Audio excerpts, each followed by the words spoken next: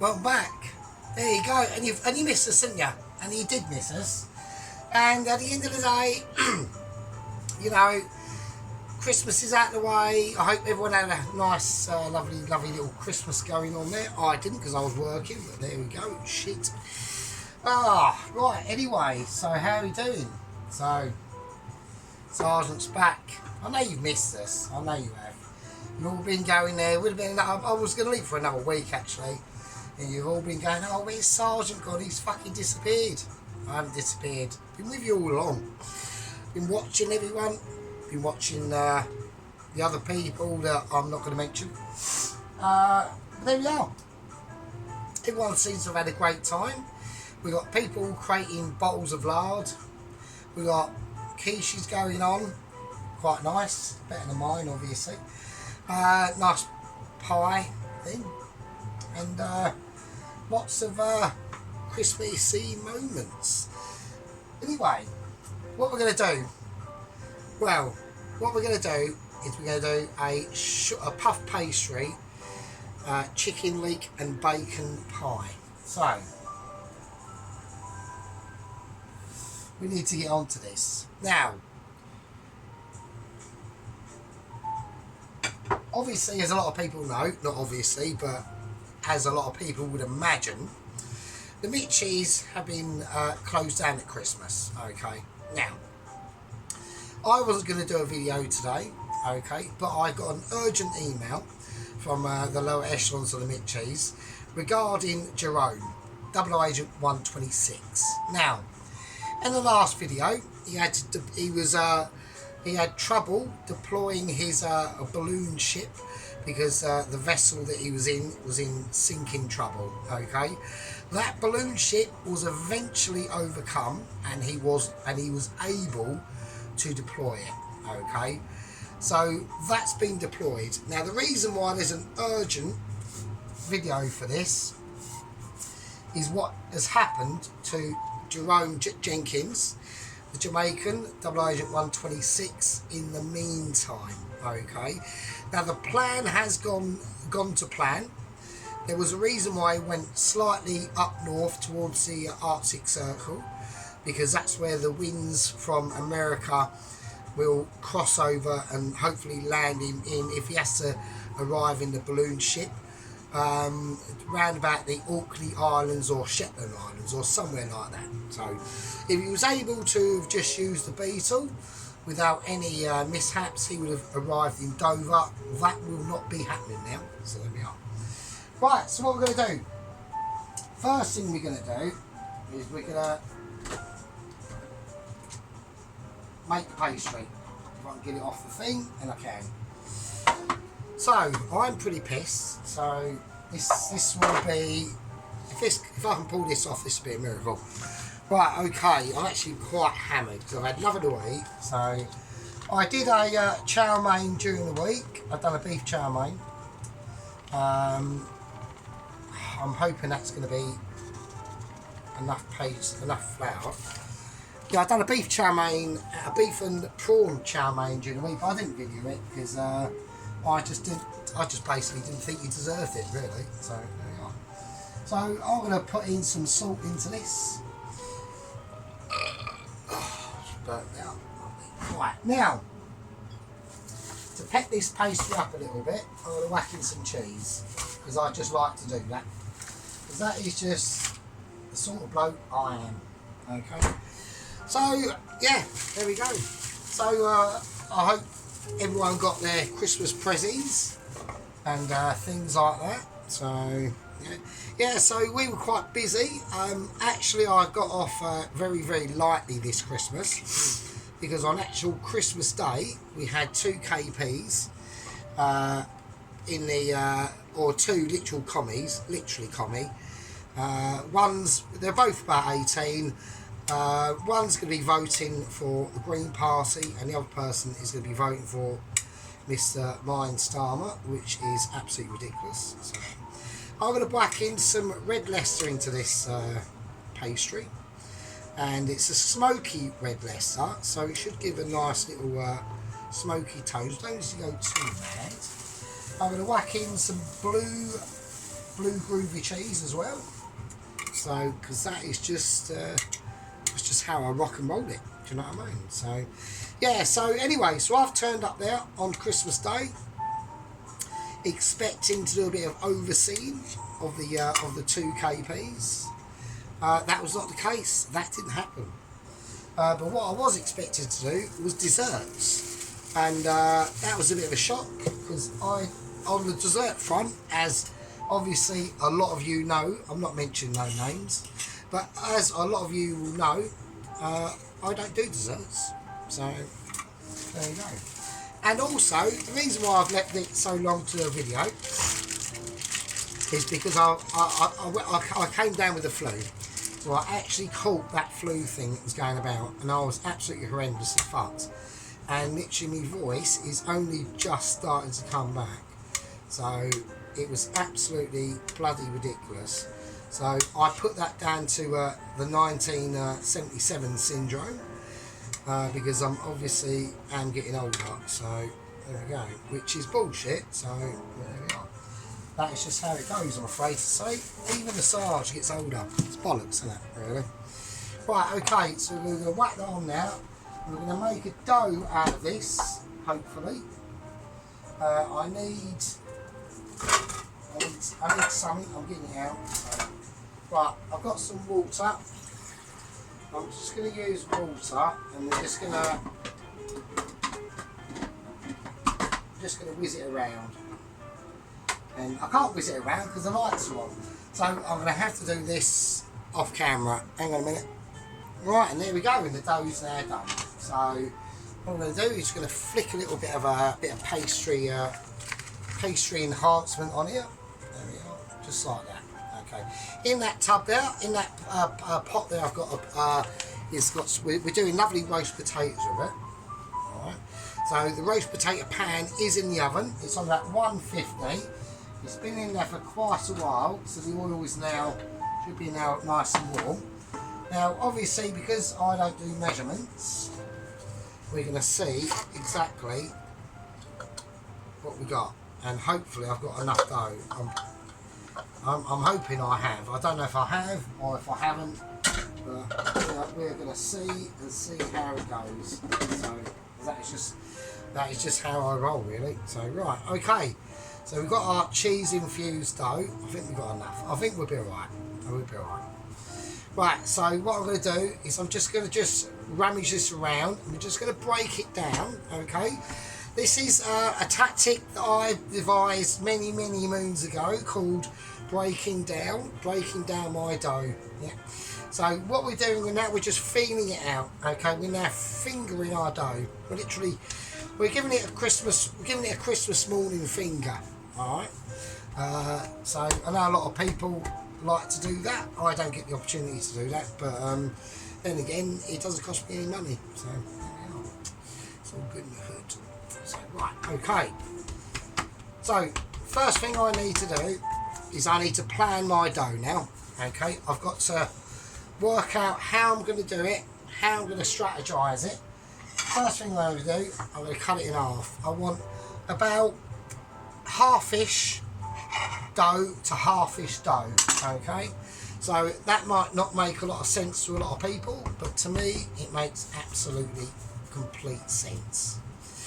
So I'm just going to film it, I'm going to rub it, I'm going to rub my rod, and I'm going to just strike it out. So we're just going to strike out our dough now, and we're going to keep it, we're not going to keep it into a roundish sort of situation. We're looking for length, okay? So this is about length over girth, okay? And this is a lot of girls, obviously this is a meaning to a lot of the female pastry chefs. They do like a little bit of length over girth. So pastry, I mean pastry, you're getting dirty minds now. So we're going to do that again. Now we're just going to widen it out, okay, to a more happier situation, okay. So now it's nice and wide, and it's really giving it its silky tones, okay. Now I've done that one, but what I should have done was another one, which I am going to do. But we're just going to put that there, and we're going to put the bottom, hopefully that's going to be the bottom. We'll put it on a plate. So,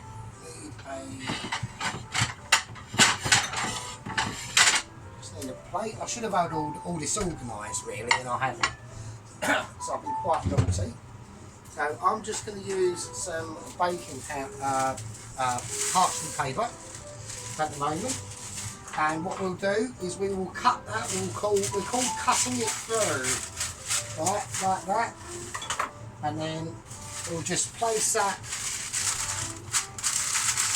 on there like that. Just make sure it's crimped round, so you're on happy crimpification, right? So I'm going to place the bottom on there. And then what we're going to do is we're going to realise that was utterly bullshit, and I just need to do the whole dough, don't I? Because I've just been a complete knob. Right, so forget any of that. We're just going to roll out the dough, and there we go. Right. So that was because I was trying to think of I've got to do the tops of this, but we don't, do we? We just have to roll the dough out like a penis. Oh, right, okay. So right, we can all make mistakes. Yeah. I was actually testing you. I was actually thinking to myself, you know, will they know what I'm doing? They probably won't. But if they don't know, then I'm here to tell them. And that's what I've done. Alright. So that's what we're going to do. We're going to keep it in a more oblong situation for now.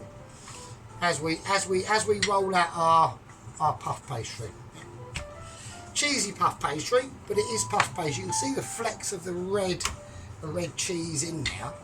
Okay, that's just gonna be able to help with any significant situations that will arise in our endeavour to make a puff pastry. Now, normally I always go short crust pastry.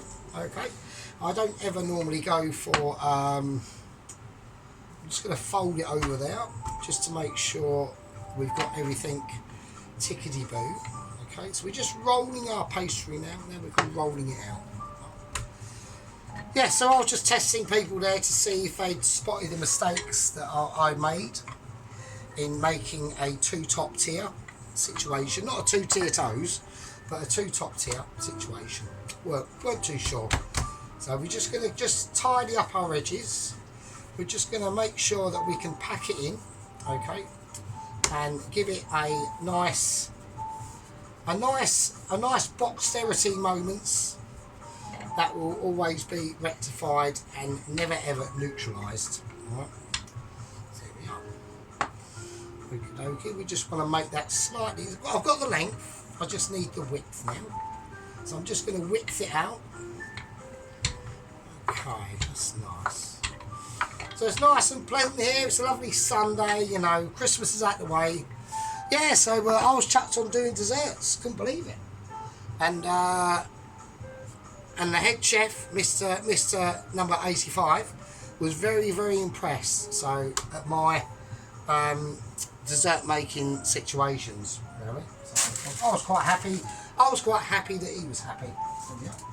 And I was actually quite happy not to be doing the washing up for a change, which was quite nice. So, right, now what I want to do with this is I want to cover this now. So I'm going to get out another bit of parchment paper. Now, you should do this with cling film, but I haven't got any. So we are just going to use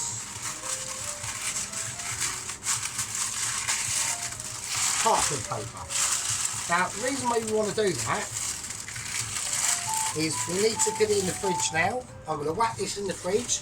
So I need that to cool down to a specific temperature. And the parchment paper is basically just going to keep the cold air off the situation. Okay, that's all it's there for. Doesn't need to be there for anything else. You know, hasn't got any typos in its fucking headliners or anything like that. It's just a case of me giving love to you and you giving absolutely no love back to me. Okay, right, you scummy shit bags. Hold on to your bum cheeks, and I'll see you in a fucking bit.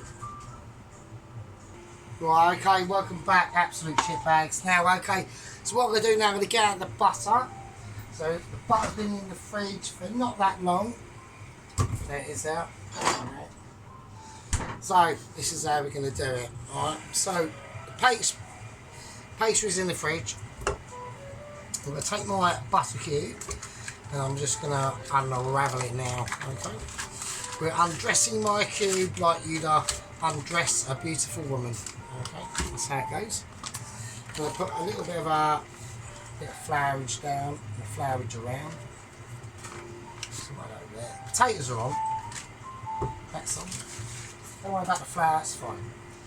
Okay, so what we're just going to do now is going to cut this butter up. It's very easy to do. Okay, just going to cut it into squares there. And we're just going to put some more butter on. And what I'm going to do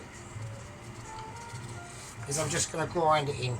Alright, this is called flattening your butter. Alright, so I'm just going to grind it around in my hands. I want to keep it whole, okay?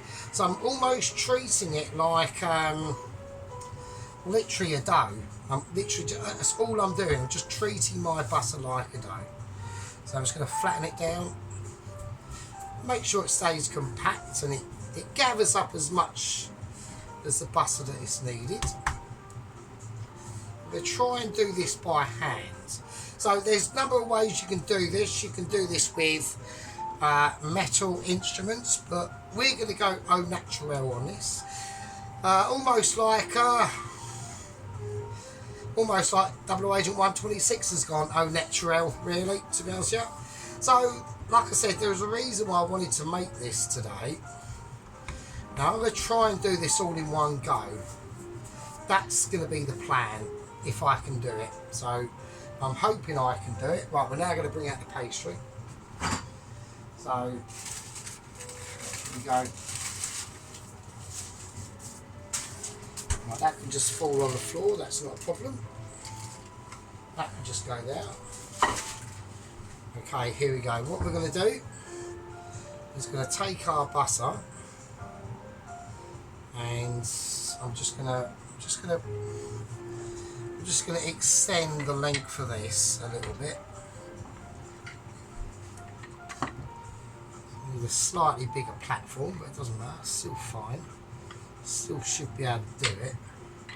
Okay, so I'm going to put it in like this and we're just going to fold it over now.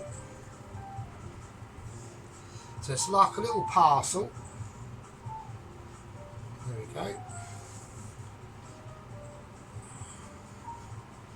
Just get it all moulded in. Turn it upside down. Okay. Right, now we're just going to start rolling it out. So you want to go fairly gentle at first, because obviously we've got butter in between the layers of pastry now. So we don't want that splitting apart and splitting out. So that is another terminology named by me, it's called splitting out. So that's what you don't want to do. Alright, and now we're just going to lengthen it, which we're going to have to do anyway because it needs to be wide enough to go over our pastry dish, which we are going to choose in the meantime. So there we go. Yeah, so that flu really took it out of me. I had 3 days off at work. It was a bit of a bastard. Completely lost my voice. I've literally only just got my voice back, really. And it's been a bit of a bugger, to be honest with you. Right, now what I'm going to do is I'm going to fold it in and then I'm going to fold it again. And we're literally going to do exactly the same as we've just done. So I'm just going to roll it out. So what we're trying to do is just incorporate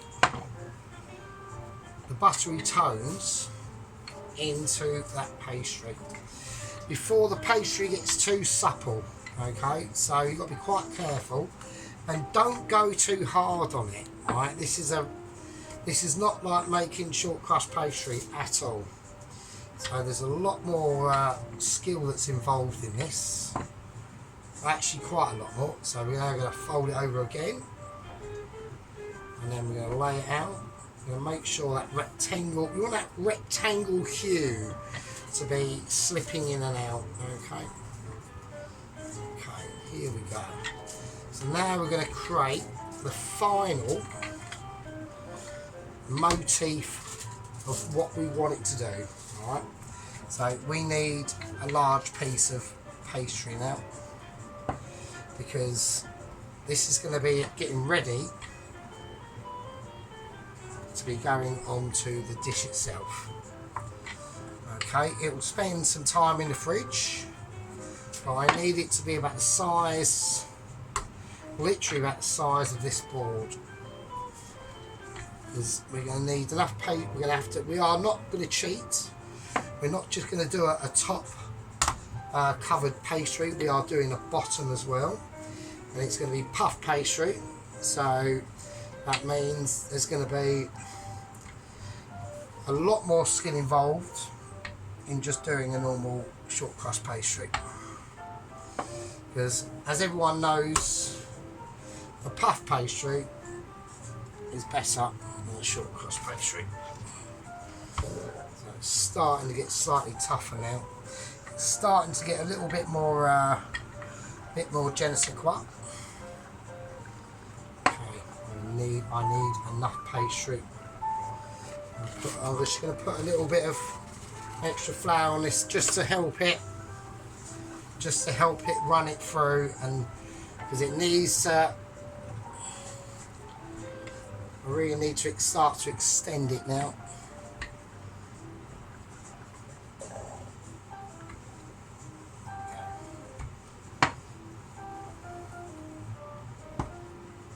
Tiny bit more on there.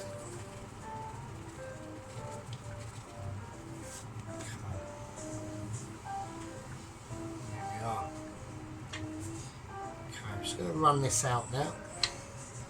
Okay, so the pastry's starting to get a lot softer, which is not a problem. Okay, and there we are. So now what we're going to do is we're going to place it onto the plate, and I'm just going to whack that back in the fridge. But to cool down and to harden up. Okay, so in that goes into the fridge of Michelin Intentions, and basically, hopefully, at the end of this, a Michelin letter, definitely. I have had some news on that front. I would like to state that I have had some serious news on that front, actually. Three streets across the way from me was a disabled gentleman who has been perfecting the art, of making his own beans. Okay, now I have had no knowledge of this person. I don't know what his name is. We're just going to call him Gentleman A. He's striked up a YouTube channel. He's been going for 3 months. The Mitchies have spotted it, and he's been able to make and recreate exactly the texture and taste of Heinz baked beans. And he's got a Michelin letter, straight like that, as good as you like. Yeah. I congratulated him. I actually bumped into him into our local Aldi across the way. And I said to him, he could hardly really speak, really. And he's only got like little stumpy arms. He's only got 3 fingers, and one hand's got 3 fingers, and the other hand hasn't even got any fingers, just got like a stump. I congratulated him on his achievement, and he said he couldn't believe it. And I basically said neither could I. So there we are. Okay, right, okie dokie. Now what we're going to do is we're just going to be using solely butter. Okay, this is a very butter infused dish. Okay, we're gonna hit it with butter. There we go. Lovely bit of butter there. What's that there? I don't know what that is. Okay. Oh yeah, let's get it off there. Yeah, so like I said, I've still got a bit of a tickly voice. You know, it's still a little bit sore. You know, I've gone through a lot of pain. You know, last week or 2. Yeah. Had to suffer the illness, and then we've had to suffer being at work. So. Even worse. Right, okay, let's do it. Let's get it in there. Not work is worse, I'm only joking, but you know what I mean. Right, let's get it. I've got chicken thighs. I've already diced these up. Right, so I've already done this off camera. I've got chicken thighs. I've de-skinned them, deboned them. I don't need to show you how to do that. You're amazing. You know what I mean? You'll know exactly what I'm doing and what you're doing as well. Right, I want to season this. Nice little bit of black pepper as well. Okay. And then we're just going to let this chicken ease itself out. Now, we're not looking to fry the chicken, but what we're looking solely to do is to cook it to a tenderisation. Alright? So, a lot of movement, a lot of rummaging around, okay? If you're going to be wearing yellow gloves at this point, this is the time to do it. As you're picking that chicken out and putting it into that pan, that is probably highly recommendation on a yellow glove situation. Now, speaking of yellow gloves, there is a yellow glove chap out there, and apparently he's been watching my old stuff. So, good times with that. Recollisations and all that business. So, I'm sure he's enjoying it, just like I'm enjoying being here with you tonight and today. Yeah. You know, I've just used absolute shit bags. I really have. Yeah. Even though I don't get no verbal communication between the other guests, yeah, it's fine. I just won't give any back, and that's just how I rock and roll. So, okay, with that, I'm just going to sprinkle in, as that cooks, some garlic granules. Get a nice little overtone now, and I'm going to whack in. I'm going to be slightly different. I'm going to put in a little bit of tarragon into the chicken itself as it slowly just evaporates away. Right. So we've used it, we'll place it there. There we go. There we are. So this is, like I said, this is a very gentle cook. We haven't got to go too mad on this at all. I can always smell that butter and garlic really hitting through and really giving me some textual pleasures in the nostril side of things. Okay, so the potatoes are cooking off, or boiling off quite nicely. I've kept them whole, so when these do eventually cook down and flake off, they are going to be spectacular potatoes. So they're not going to be all like little tiny ones, and we don't go for the roughing up technique on the channel. What we do is we boil them until a point where they start flaking themselves, and then what we'll do, we'll let them rest in a fridge, on a towel, on a plate, and that natural frostage will come without shaking them up and roughing them and basically turning them into a fucking mess. And then what we don't do is we don't burn them to shit either. So there we go, I'm just stating a few things there that we don't do. Right, okay. Right, we've got a tiny bit of colour on this chicken, and that's all I want. Now, what we're going to do is we're going to decant it. Right, so sit out. So that will be fine. That chicken will be absolutely lovely. The juice is coming out of it. There we go. Now, the residual heat in that chicken, we'll let it cook for itself. We'll leave the juices in now. We'll put this over the back, and that can stay out of the way until we get on with other things. Just going to need to just quickly do some garlic. So here we go. So I've just de-skinned that garlic, and that was a professional de-skinning by me. So right, I want some onion. Right, so like I said, this is a leek and a bacon pie, but the onion's just going to give the pie a little bit more of extra body, extra flavour. So with a pie like this, everything is in the flavour. Alright, everything revolves around flavour, flakage. Can he peel the onion? Yes, he can. He can, indeed. I can peel an onion. Right, now a lot of people might be saying that me not mentioning anyone is a little bit harsh and things like that. But at the end of the day, and then they might say, oh, but I mentioned it the other day, but you know, it's too late for that. It's too late for that. Yeah, Sergeant doesn't do forgiveness very easily. Yeah. Sergeant is relentless. Okay, here we go. Onion. Now I don't want it too fine, and I don't want it too small. I want it just enough to represent its own parts. Yeah, so like I said, Sergeant is relentless. Sergeant will not stop. Yeah. He's like a Terminator. Yeah. He's like Jason in Friday the 13th. He just keeps coming back. No matter how many times he gets struck down. I've lost 3 games. I've lost 2 gang members already. Yeah. I'll probably lose more after this. 100% guaranteed. But Sergeant doesn't stop. Why doesn't Sergeant stop? Because Sergeant loves you. Yeah. Sergeant feels pain and love for everyone. Yeah. Well, not everyone, but you know. But we're going to cut the leek in half now, and we're just going to get rid of that. Now I'm going to cut it in half, and I want to take away the outer core, because that outer core is going to be slightly tough. And now we're just going to cut it.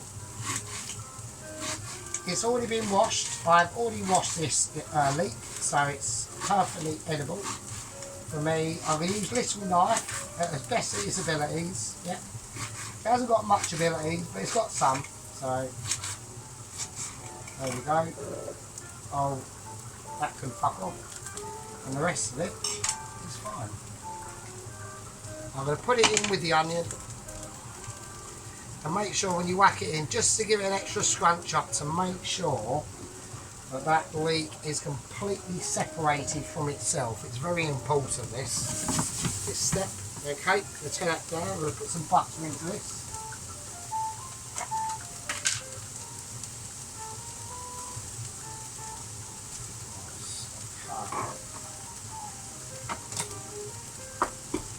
Right, now we're going to whack in some fresh garlic as well.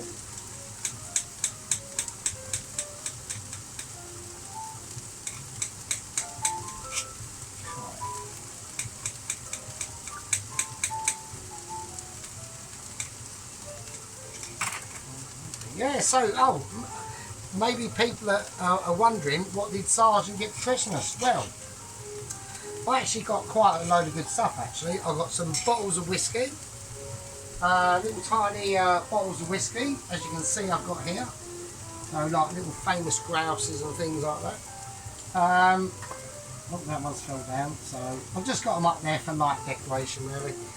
Gonna whack in. I'm not going to whack any salt into this because that pan's already got salt in it, so that will be fine. I've got to keep an eye on them potatoes. So I'm just going to mix this in now, and that butter will melt in, and the flavours in this will be picked up with that chicken. Let's get them scraped off around the sides and do it properly. Okie dokie, that's absolutely lovely. Now you can whack in a little bit of wine into this. I'm not going to be able to do that. I haven't got any wine. But what I have got is homemade chicken stock. So that's going to be going in as well. So we just want to literally saute this now. So we just want to let it ease out. Yeah, so I've got some whiskies. I've got loads of cat food, cat treats, some socks. My mate gave me a little hamper, and I had a pack of new socks in there, which was major appreciated. What else did I get? I've got an electric toothbrush thing, obviously trying to tell me so. I got, what else did I get? A pair of new trainers, and all sorts of other bits, and it was amazing. It was really good. So it's really nice, really good. Although I had a bit of a rubbish Christmas being at work. I mean, it weren't rubbish being at work, but, you know, I'm working and it's Christmas, do you know what I mean? Nobody wants that really, do they? But there was no choice, you know, it's not like I had a choice in it. But like I said, I had it very easy, so I was quite appreciative of that. Right, okay, now we're going to whack in the bacon. So, now I didn't want to put the bacon in first. I wanted to put it in sort of semi-last. And the reason why that is because I want this bacon to be quite soft. So, here we go. I'm going to cut it in half. So, I would have preferred to put streaky bacon into this, but we haven't. We've just gone for normal bacon. So, we're just going to cut it up with scissors. And just like that, you've got bacon lavas. There we go. Chuck them in. And they will cook in the pie. So I'm not too bothered about how it's done. I just want it in. I want nice. I want to be able to feel my bacon. Yeah. When I bite into that pie, I want to know, yes, there's bacon in it. Yeah. I don't want to be able to almost see it. It's done so tiny that I can't even resemble bacon. I want that bacon to be in there, and I want it to be in there double loaded as well, yeah. Because that is the type of guy I am. Yeah. We are talking double loaded bacon, not talking silly bacon. Okay, we're talking bacon, crispy bacon. Well, it won't be crispy, but it'll be bacon. So okay, and that is going to be absolutely beautiful, absolutely amazing. Yeah. Give it a nice little shimmy, little shimram. Just checking my potatoes for crustability.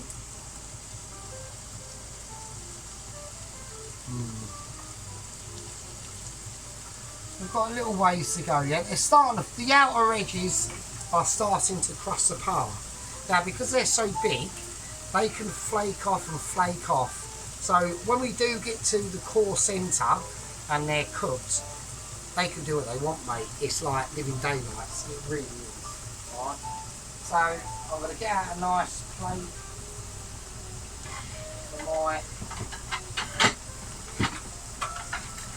potatoes, if I can get them. And get that ready. I need a cloth. It's a lovely, lovely dry cloth for when them potatoes are actually extracted. Right.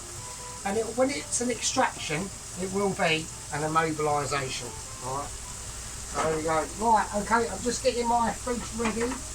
I'm getting it prepared for the potatoes that are going to be going into this at a rapid rate of knots at some point very soon. Okay, there we go. I'm just going to give this a nice stir around. We need to get it nice and cooked off, and so we can see that bacon in there now. Alright, that's what I'm talking about. We want actual bacon in there, mate. Okay. It's not only a chicken pie, it's got bacon. Bacon leeks. Okay, the bacon's not fully cooked, but it will be. I'll see you in a fucking bit, you peasants. Right, okay, so now, right, we're now this is really starting to cook out now, so we're now getting some nice little bit of colourage. It's just starting to fry, so this is where we're going to take that down to a lot lower heat now, because now it needs to simmer. Right? Okay, there we go. The chicken's going to go back in, and that's going to cool it down. That's going to stop any cooking process at the moment. And we're just going to give it a nice shimmy round. A little bit of mix going on, a little bit of mix. Absolutely beautiful. Now, I've obviously got far too much filling at the moment, which is not a problem, because at the end of the day, it's better to have more than it is not enough. So, just going to locate the chicken stock, which is in the fridge. Right.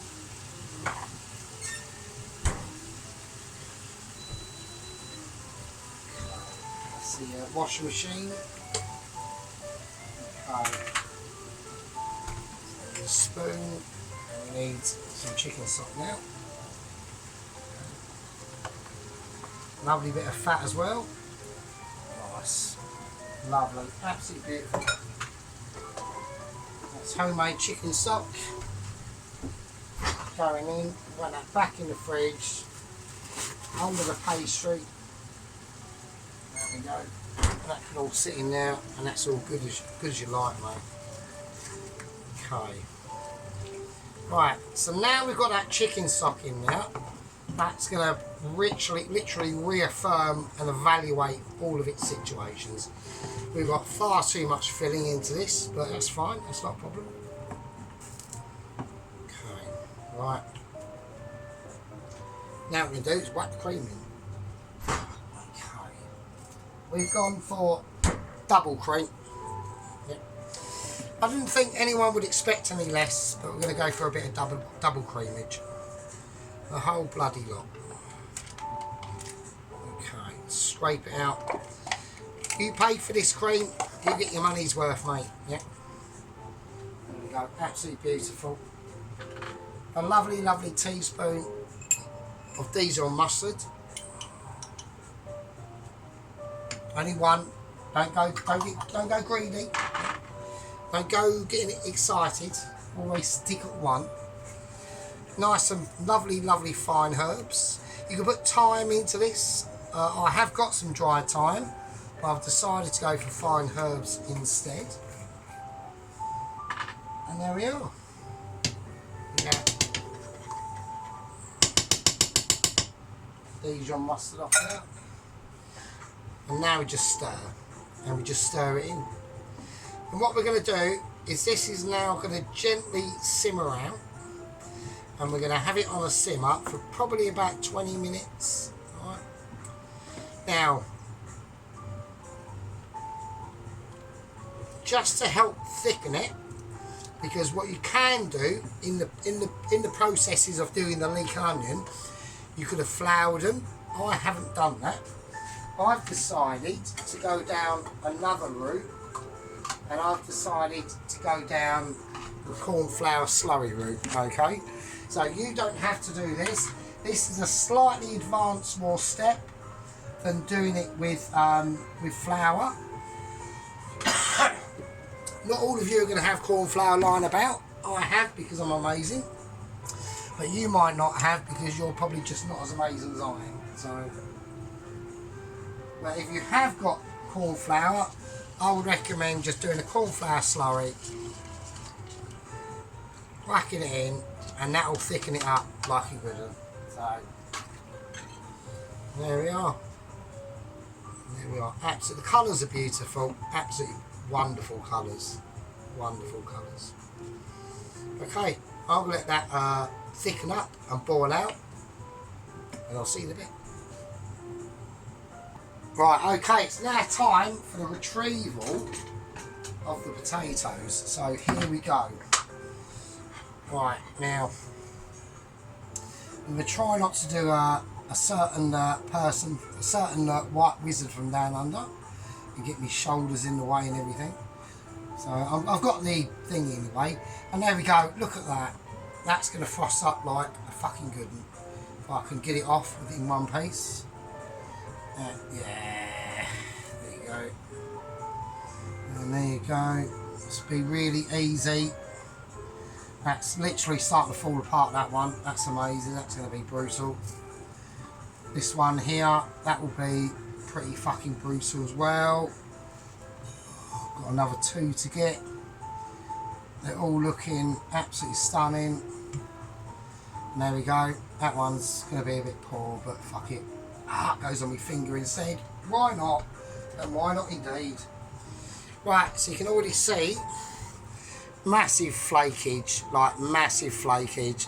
You haven't got to toss them about in a pan and be a knobhead and fuck all your potatoes up like a donut. Just do that. Right, they're going to go straight in the fridge now, right? And they're going to be left to cool down. Right. And the cold fridge temperature will cut out all that, will suck out all that moisture as well. The longer they're left in there, as long as they don't go black, the better. Alright? Not saying there's nothing wrong with black, okay? Now, not mentioning black, but we're going to go on to obviously Double Agent 126 and what has actually happened. And there's not much I can do now, really. I've just got to wait for this to thicken up. That's all I can do. Okay, so let's get let's get back to the story and tell you what happened. So a few weeks ago, Jamal had engine problems, and he was stranded about north of North Carolina on the Atlantic American coast, heading northwards towards the Arctic Circle to get that wind, to catch that wind if he has to bail out, which he did have to. But so the Mitchies sent in some mechanical agents to recover his craft and fix it, because he was missing a tool. He was missing an 8mm spanner. Can't believe it. Every time an agent went out, he got eaten by a great white shark. He was surrounded. Anyway, somehow Jamal, by sheer accidental pissness one night, hit his knee on a button, and basically the cabin ejected with him in it, and the balloon ship went up in the air, and he was aloft. Okay, everything was going swimmingly. He started heading towards the Arctic. He had his winter clothes with him, and he had his first aid kit with him as well, and a fishing line for food and extraction. Okay, so, and a small penknife just in case there was any aggravation from the local animal population, yeah, like a seal or something like that. Yeah. Okay, now he got quarter of the way. He just got past Greenland, and his balloon ran out of energy. Yeah, he ran out of fuel cells. Okay, because he lost most of them, and he kept them in the back of the trunk of the Beetle instead of actually in the balloon ship himself. So he only had one bottle of gas. He came crashing down. Okay, I was very disappointed, but it's just the way of things at the end of the day. I'm going to turn this right down to a very low simmer. Alright.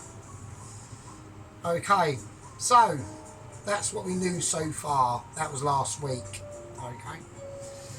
Now, he's been sat on an ice sheet for the last week. Okay. A distress call has gone out. The Mitchies and NASA have picked it up. They have sent out an emergency dispatch rescue operation. Okay. Now, in the meantime, this was caught on film, and I'm actually going to uphold the complaint, because I do actually think it's racism. Yeah, I actually think it's racist. Yeah. What had happened? Jamal was sitting there on an ice shelf with his little Timberland coat on, and woolly socks and everything, even flip-flops that have been, you know, covered with plastic bags and bits of socks stuck down it. Yeah. And a little tiny woolly hat as well. And he was doing his fishing, and over the horizon, yeah, you guessed it, was a polar bear. A polar bear had picked up his scent. Yeah. Now, Jamal had his back to him. Didn't even know the polar bear was there. Yeah. The polar bear came rushing up to him, and Jamal turned round to face it, and the bear stopped. Now, normally, the bear would not stop. The bear would just plough into you, bite your face off, and then you're dead. But the bear didn't do that. The bear stopped and looked at Jamal, looked up in the air, directly at the actual camera from NASA, which has got a little drone, looked highly confused, slightly disgusted, turned around and ran away. Now, Jamal is not happy with this. He says that the polar bear didn't eat him and kill him because the polar bear is racist. I've upheld that complaint. I pushed it through. I think Jamal is correct. I think that the polar bear was racist in not eating and killing Jamal because Jamal's black. So I put an official complaint in with the local National Wildlife Association for polar bears, and we are now going to sue them for not killing Jamal for £1 million for racists. Right, I'm going to leave that with you. This is going to have to be a part 2, okay? And nothing I can do about it. This is going to have to cook down. Potatoes have got to go to cold, and they're going to take ages. And the more they go to cold, the more they frost up. Yeah, right. Thanks for joining me. we're doing a chicken bacon and leek puff pastry pie with amazing roast potatoes and butter and fried garlic broccoli and chicken gravy. With that, I'm going to call this a part one, I think it is. Yeah, going to call it a part one, and I'll see you absolute fucking shitheads in part two. With that,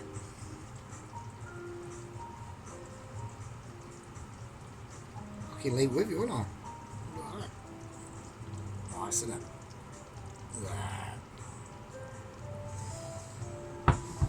See you in part two.